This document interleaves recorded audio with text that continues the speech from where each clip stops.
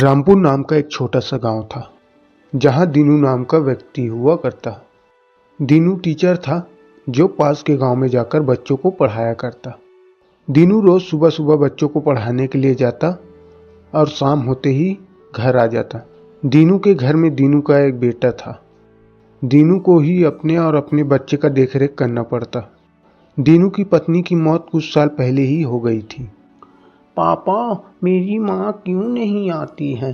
तुम तो कहते हो कि भगवान के पास चली गई है, तो भगवान उन्हें हमारे पास क्यों नहीं भेजते? तुम तो ये भी कहते हो ना, भगवान से जो भी मांगो मिल जाता है। पर मैं तो मेरी माँ को मांगता हूँ, फिर भी भगवान मेरी माँ को क्यों नहीं भेजता?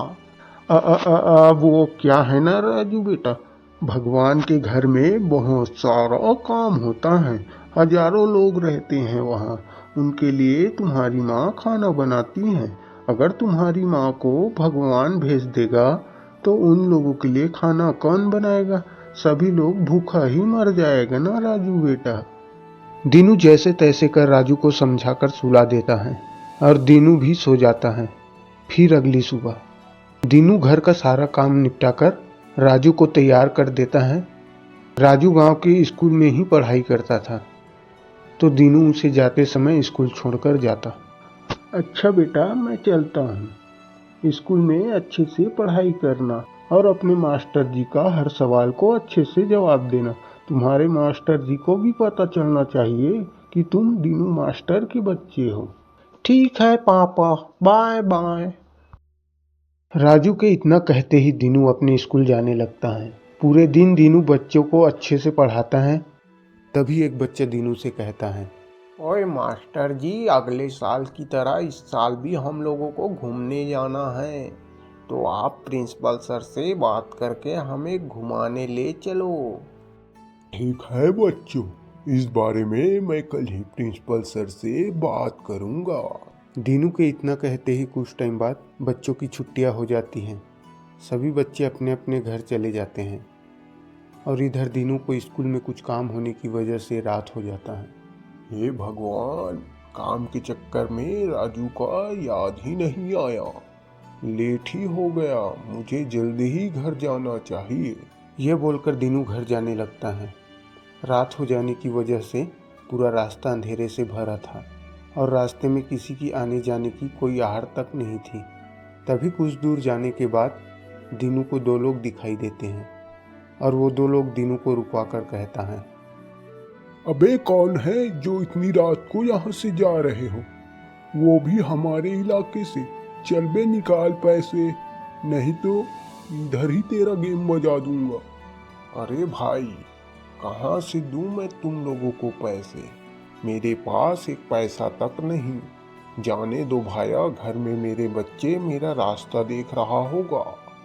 अबे ऐसे कैसे जाएगा, वो भी हमारे इलाके से। चल पैसे निकाल, पैसे निकाल। इतना कहकर दोनों लोग दीनू को मार देते हैं और वहाँ से भाग जाते हैं। उन दोनों के जाने के बाद दीनू की आत्मा शरीर से निकलकर कहता है, हे भगवान, मार दिया रे, मुझे तो मार दिया।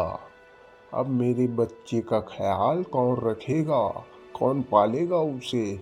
इन दोनों को तो मैं छोड़ूंगा नहीं। इतना कहकर दीनू अपना रूप बदलकर घर पहुंचता है।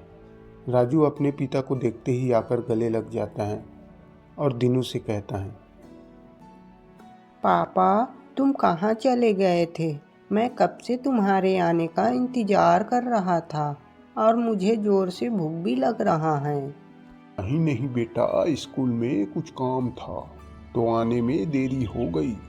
मेरा राजा बेटा को बहुत जोर से भूख लगा है ना। तुम रुको, आज मैं तुम्हारे लिए मैगी बना कर लाता हूँ। इतना कहकर दीनू किचन में जाते हैं और अपनी शक्तियों से राजू के लिए मैगी बनाकर राजू को खिलाते हैं। पापा, तुम तो बहुत अच्छे मैगी बनाते हो। मैं रोज तुम्हारे हाथों से मैगी खाऊंगा। है बेटा, मैं कल ना इससे भी अच्छा मैगी बनाकर तुम्हें खिलाऊंगा। अब रात हो गया है ना, अब सो जाओ।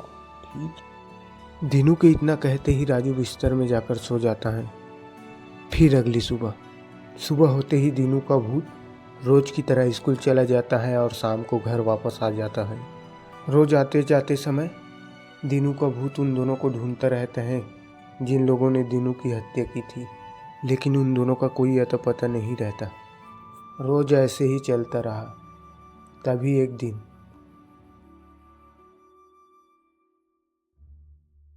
अबे तू जिंदा कैसे हो गया? तुझे तो उस दिन मार दिया था ना। लगता है तुझे फिर सबक सिखाना पड़ेगा। तभी दीनू का भूत अपने रूप में आता है। अरे भूत साहब छोड़ दो हमें, हम माफी मांगते हैं। अब से हम किसी को नहीं लूटेंगे, छोड़ दो। हमारे 2 छोटे छोटे बच्चा हैं, उनका देख रेख कौन करेगा? अच्छा, मैंने भी तो तुम लोगों के सामने गिड़गिड़ाया था, पर तुमने मेरी एक न सुनी। आज मैं तुम दोनों की भी नहीं सुनूंगा। और दीनू का भूत उन लोगों को मार देता है और दीनू का भूत अचानक से गायब हो जाता है।